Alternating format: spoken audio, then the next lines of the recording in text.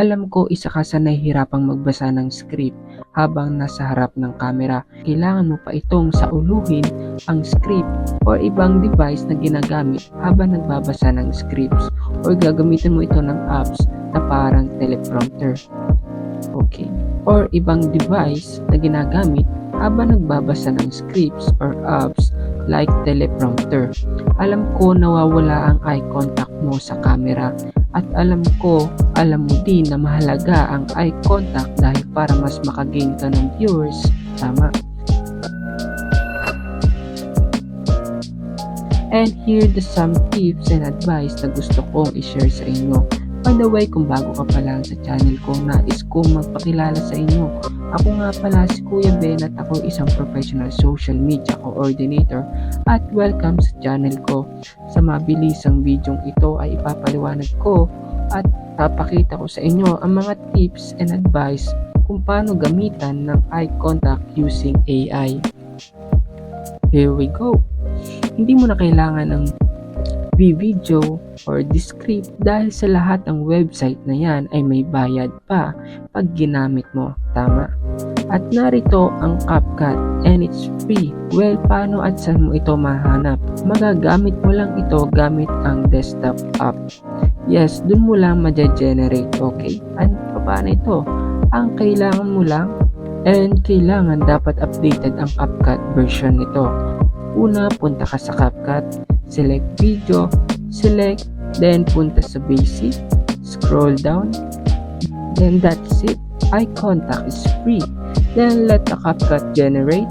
Hintayin mo lang, and here the sample. Diba madali lang?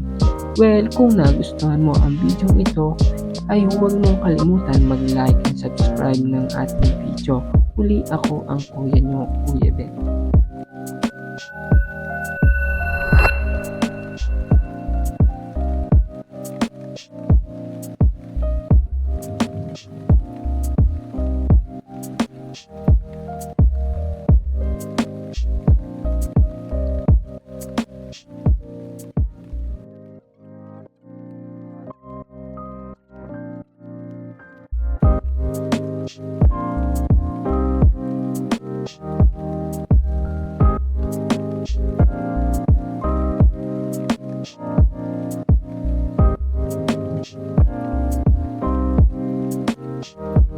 Mga dapat mong iwasan para ma-monetize sa FB Reels or ma-invite ka dito for beginners.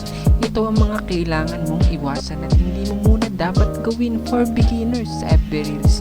At kung gusto mong ma-invite at kumita dito, so let's go. Unang-una dito ay ang paggamit mo ng music audio.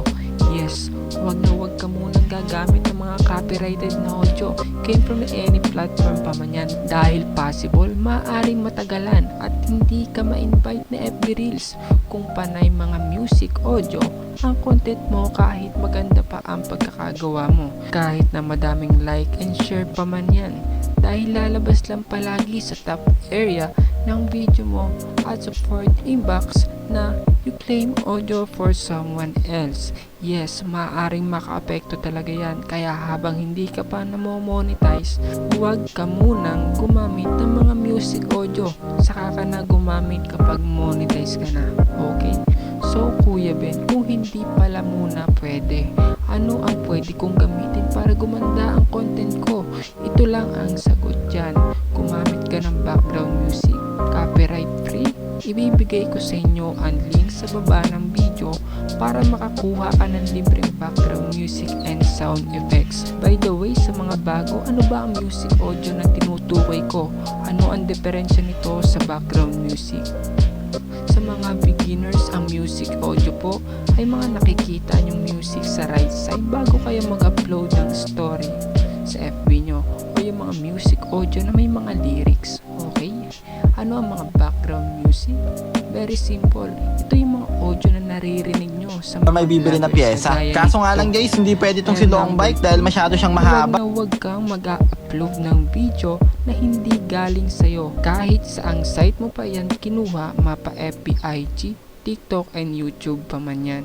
At nire-upload mo lang ito, possible na hindi ka maaaring ma-monetize ni Meta dahil matatrack lang yan ni Meta.